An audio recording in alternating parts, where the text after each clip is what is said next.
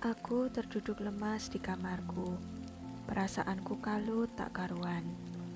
Aku masih perlu waktu untuk dapat mencerna ini semua. Hujan sore hari ini seakan mengerti apa yang sedang kurasakan. Kesedihan yang kualami tergambar jelas dalam suasana sore ini. Airnya begitu deras, seperti air mataku yang tak hentinya menetes sampai kering. Hari ini seharusnya adalah hari yang paling bahagia selama hidupku. Hari ini aku telah mengikrarkan kalimat suci untuk mengikatkan hubungan dengan seorang gadis yang amat kucintai. Tapi bersamaan dengan itu, dia pergi meninggalkanku untuk selamanya. Aku sudah tahu kemungkinan ini. Aku sudah pikirkan baik-baik kalau akan terjadi seperti ini. Dan aku sudah siap dengan kenyataan yang akan terjadi. Tapi kenapa aku merasa ini tidak adil? Setidaknya Tuhan beri aku kesempatan untuk mencintainya lebih lama lagi. Gadis yang amat kucintai itu kini telah meninggalkanku. Gadis dengan ketulusan yang sulit kutemukan pada gadis lain. Tanpa pamrih, dia selalu menolong siapapun.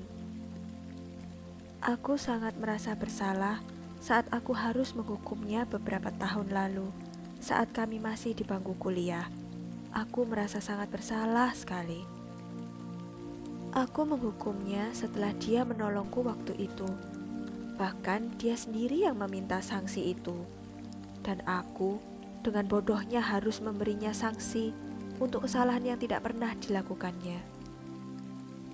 Awal pertemuan yang sangat indah yang mengawali ceritaku dengan dia dan harus berakhir seperti ini sangat menyedihkan untukku. Tidak ada wanita lain yang lebih kucintai dari ibuku selain dia. Dia, gadis manis yang selalu ceria, tidak pernah sekalipun dia memperlihatkan kesedihannya. Dia yang selalu menjaga siapapun dan apapun yang menjadi tugasnya. Tidak pernah mengeluh dan dia sangat mandiri. Tumbuh sebagai anak panti yang hidup dengan serba keterbatasan. Dibuang orang tuanya saat ia masih kecil dan harus bekerja saat masih SMA untuk mencukupi kebutuhannya sendiri.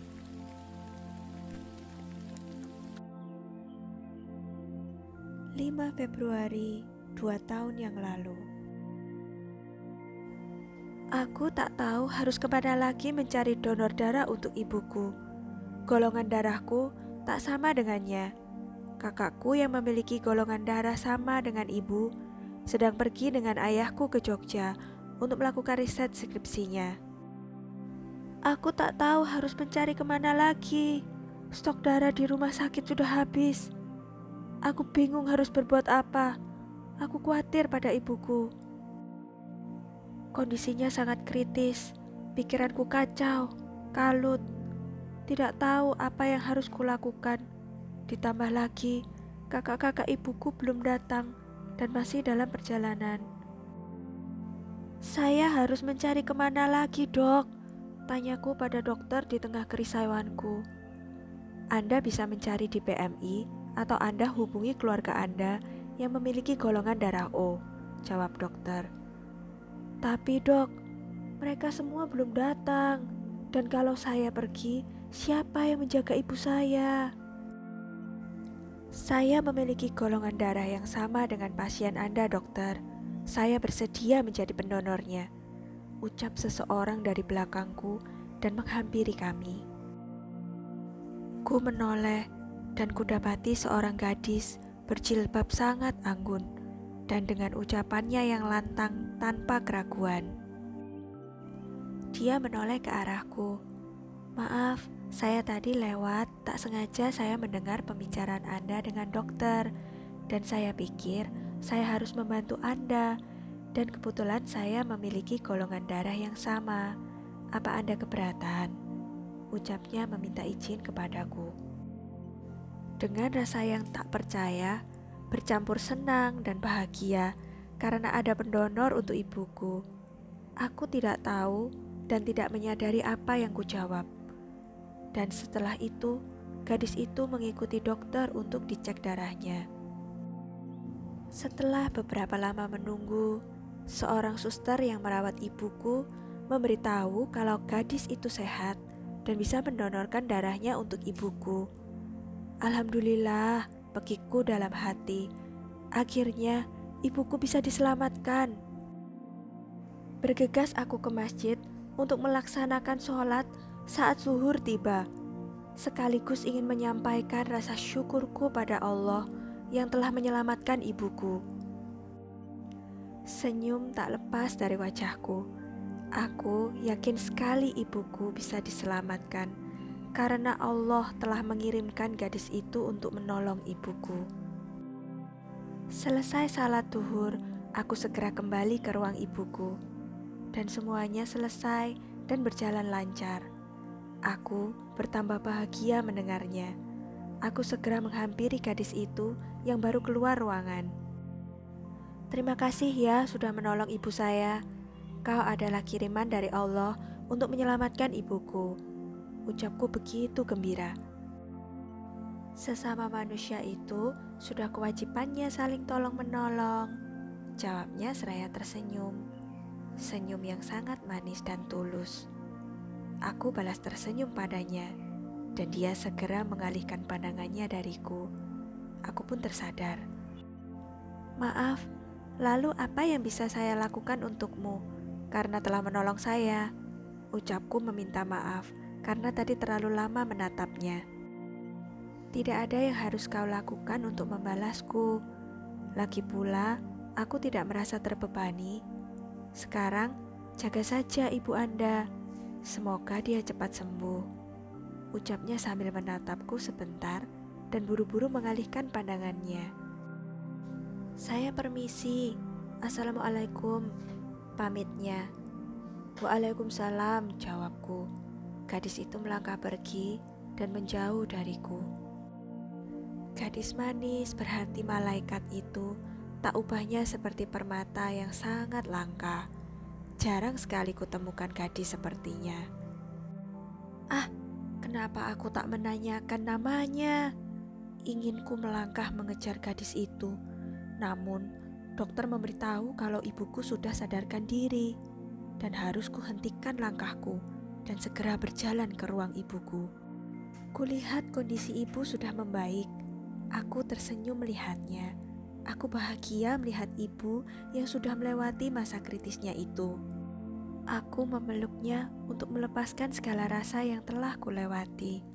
Khawatir dan aku tidak tahu lagi perasaanku saat itu. Kemudian paman dan bibiku datang.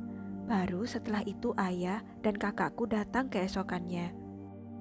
Aku bahagia melihatnya. Hatiku tidak tergambarkan bagaimana perasaanku saat ini. Hingga kegembiraanku melupakan akan kebaikan gadis itu. Beberapa hari setelah ibuku dirawat, aku segera masuk kuliah karena ada penerimaan mahasiswa baru. Aku adalah koordinator keamanan ospek dan tugasku mendisiplinkan mereka yang melanggar peraturan. Hari pertama aku sudah bersiap dengan pakaianku ini. Pakaian hitam dengan topi hitam dan aku bercermin. Sudah terlihat garangkah aku? Ucapku dalam hati. Aku tersenyum melihat diriku di cermin. Kau sudah gagah sekali, nak, puji ibuku dari luar kamar. Aku menoleh kepadanya. Siapa dulu ibunya? Jawabku seraya memeluk ibu. Kalau begitu, Satria berangkat dulu ya, Bu. Pamitku pada ibu seraya mencium tangannya. Hati-hati, nak. Waalaikumsalam. Setelah itu, aku segera menjalankan sepeda yang sudah bertahun-tahun menemaniku sekolah. Dengan cepat kukayuh sepedaku, menyusuri dinginnya jalanan kota pagi ini. Kuparkirkan sepedaku di halaman belakang kampus dan segera menuju masjid untuk salat subuh. Selesai salat, aku segera bersiap-siap untuk bertugas. Banyak teman-teman panitiaku yang sudah siap. Dan sudah banyak pula mahasiswa baru yang sudah datang. Segera saja kudisiplinkan mereka untuk tak mengobrol di jalan dan menyuruh mereka untuk duduk atau menunggu tapi bukan di jalan. Pukul 7 pagi, acara sudah mulai berlangsung. Acara pembukaan sudah dilakukan 30 menit yang lalu. Kini tinggal memeriksa kelengkapan atribut mahasiswa baru. Ternyata mereka semua sangat disiplin dan aku merasa bahagia melihat mahasiswa baru yang disiplin itu. Aku hendak memeriksa ke belakang barisan. Apakah mereka sudah rapi atau belum? Kak Satria, ini ada anak yang tidak memakai sabuk. Apa hukuman yang pantas untuknya?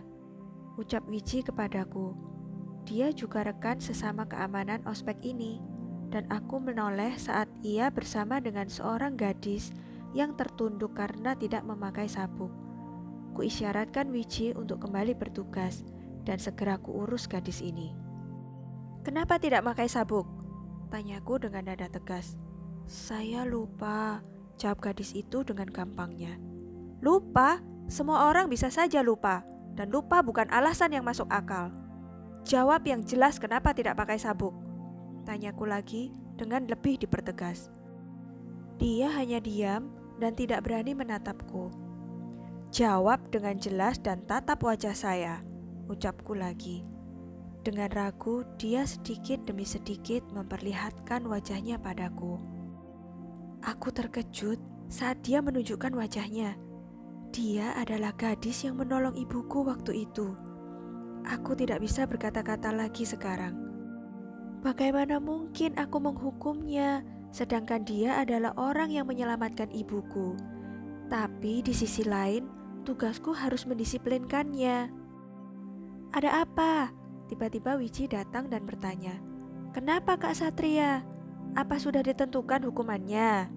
Tanya Wiji padaku dan gadis itu kembali menunduk. Aku tahu kalau sebenarnya dia juga sama terkejutnya denganku. Hukum dia sesuai dengan peraturan yang kita buat.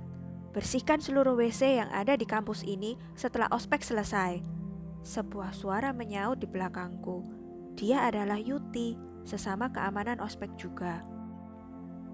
Baik, saya akan lakukan hukumannya setelah ospek nanti. Sekarang, apakah saya boleh kembali ke barisan saya? Tanya gadis itu. Wiji dan Yuti menatap ke arahku. Aku pun mengangguk lemah. Dan gadis itu kembali ke barisannya. Sungguh tak tega aku memberinya sanksi seperti ini. Sangat teramat berat. Acara demi acara ospek berlangsung. Aku tidak dapat fokus menjalankan tugasku. Pikiranku masih tertuju pada gadis itu. Bagaimana dia dihukum seperti itu hanya untuk kesalahan kecil yang dilakukannya. Dan aku baru ingat kalau peraturan itu aku sendiri yang membuatnya. Ah, bodohnya aku ini. Bagaimana mungkin aku memberikan hukuman seberat itu untuk seorang gadis yang tidak memakai salah satu atribut yang harus dibawa? Dasar. Setelah waktu asar, ospek hari ini telah selesai. Kuturuni anak tangga masjid dan segera memakai sepatuku. Tak sengaja, aku mendengarkan pembicaraan segerombolan anak perempuan mahasiswa baru juga. Mau-maunya dia dihukum, tinggal pura-pura sakit atau melawan kek, pasti tidak akan dihukum seperti ini, ucap salah satu di antara mereka. Maksudnya anak perempuan yang kau pinjam sabuknya itu? Hahaha, dasar bodoh gadis itu, benar-benar bodoh. Padahal sebenarnya kau yang harus dihukum. Tapi tidak apa-apa, memang hukuman itu cocok untuk anak sepertinya, balas yang satunya. Dan mereka segera pergi. Aku sangat terkejut mendengar pembicaraan mereka. Aku tahu anak perempuan yang mereka maksud adalah gadis itu. Gadis yang kuhukum tadi karena hanya dia yang melanggar peraturan. Segera saja aku mencarinya di setiap sudut WC.